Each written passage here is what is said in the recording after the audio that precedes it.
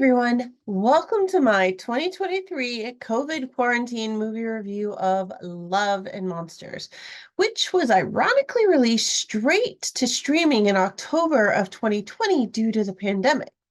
I somehow missed seeing the movie all these years as I successfully avoided catching COVID until now.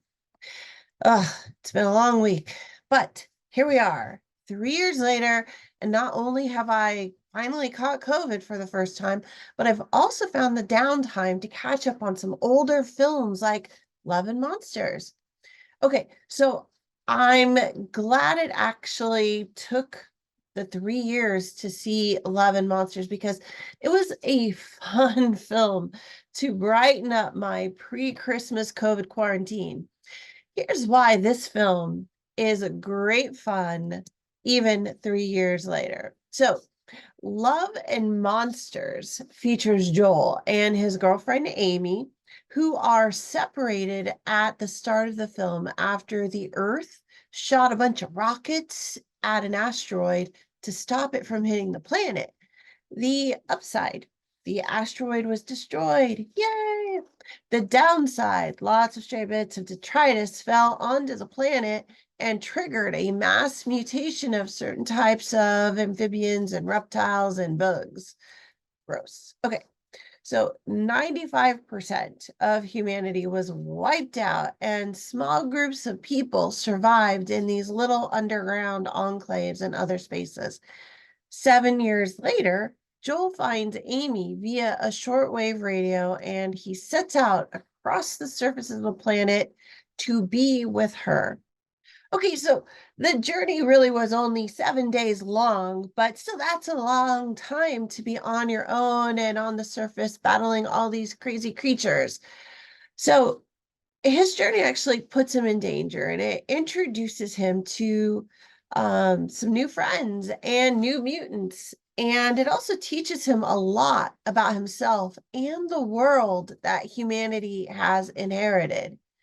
Often, movies like this age really fast because they are a little campy. The whole end of the world thing has also been done to death, and no pun intended.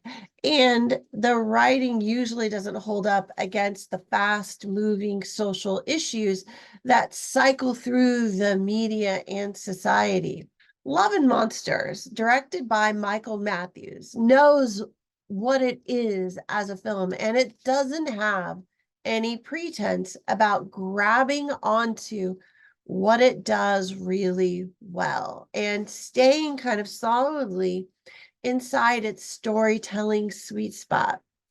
Joel, played by Dylan O'Brien, is equal parts brave and terrified of the world around him, with kind of sprinklings of goofy smartness that make him a real likable guy on screen.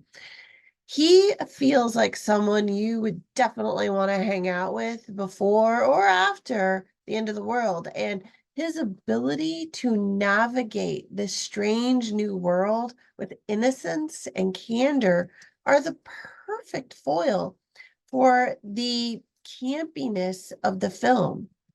Joel balances the absurdity of the mutant insects plot with an honesty that makes it easy to suspend your disbelief and just have fun with the film.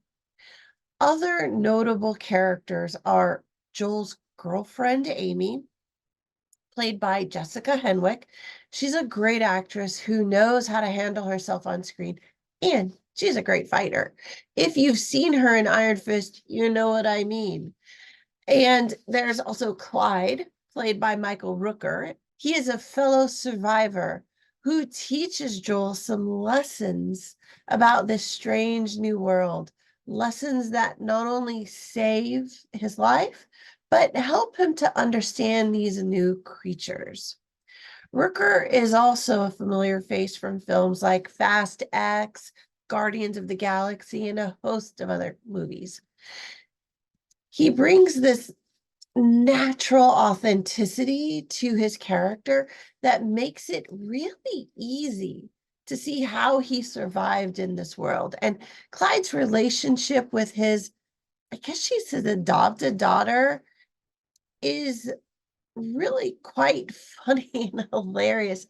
They're, I don't know, they're a riot when they're together on screen. They're just really funny together. Speaking of which, his daughter, or adopted daughter, Minnow, is played by Arianna Greenblatt, who has played more iconic roles in the last few years than most actresses get in their whole career, including young Gamora, young Velma, Sasha from Barbie, and young Ahsoka Tano. Yeah, this girl's going somewhere. She is someone to keep your eye on now and in the future. It would also be a miss, total miss, not to mention Boy, the dog Joel meets in his journey. Honestly, I think Boy is my favorite character because, I don't know, I just love dogs. Who doesn't love dogs? I am a sucker for a good dog movie. Speaking of dogs, here's my dog, Mabel. She is a good girl, isn't she? Look at her. Hey, Mabel. All right, you can't really see her, can you? All right, she's back there under the covers listening to me and not that impressed. Dogs. I love her anyway. All right, so the writing, directing, and decision making in the film is strong, super strong. The dialogue is smartly written and avoids filling screen time with exposition or time stamping it with noticeable social issues that immediately date the film in the social zeitgeist.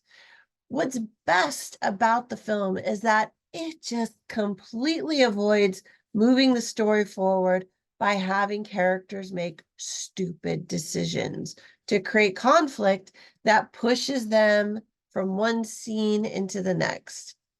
Now, here's the thing. There's a difference between making a bad decision that is useful to the story and a stupid decision that is used to shortcut the movie and kind of move the story forward. Audiences are hypersensitive to the stupid decisions, and yet films do it all the time. Stupid character choices are lazy. They're easy choices to build drama and conflict, and they're, I don't know, I guess they're just a go-to move a lot of the times just to kind of move things along. But honestly, it doesn't work that well usually, and audiences know it. However, bad decisions, this is where the good stuff is. Bad decisions are different because they come with nuance, purpose, and this feeling of rightness that makes the audience understand why the decision was made. And Joel's decision to go find Aimee, it's a bad decision. I mean, totally, this guy is not prepared for a 7-day journey out there in the wild with these creatures. But you know what? It totally made sense in the movie, and we bought it. And it immediately establishes his credibility and sincerity for his foolish quest. So this is a glowing review so far. But I don't know, where does this film go wrong? It's not perfect, so what does it do wrong?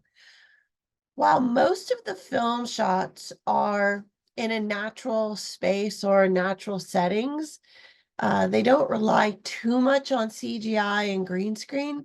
There are some key moments with monsters that are clearly digital, and it's still a little bit noticeable. Still, those moments are few and far between, and when they are noticeable, you don't really care that much because the overall quality of the story, the acting, and the action buys the film some flexibility with the audience. And that's what you want when you're making a film. This allows us to forgive these moments since they don't last too long in the grand scheme of things. And so we're easier to let it go. Overall, if you are a fan of science fiction and apocalyptic end of the world films with a dash of romance, I think you will enjoy Love and Monsters. It was a fun film. It was a fun movie that had me laughing and maybe coughing a little bit, but it absolutely brightened my mood, especially during my COVID quarantine.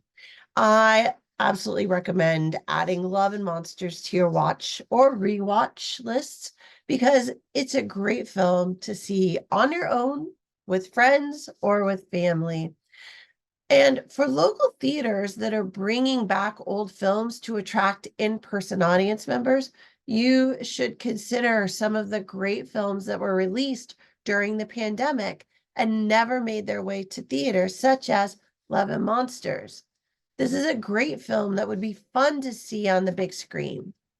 Thanks, everybody. I hope you enjoyed this video. If you did, please do hit subscribe for more videos. I will see you again soon with a new review. And until then, and maybe my voice will sound a bit better then, have a great day and let me know what you thought of Love and Monsters. I would love to talk to you about it or type with you about it because I think I have to stop talking now. All right. Bye for now, everybody. I'll see you soon.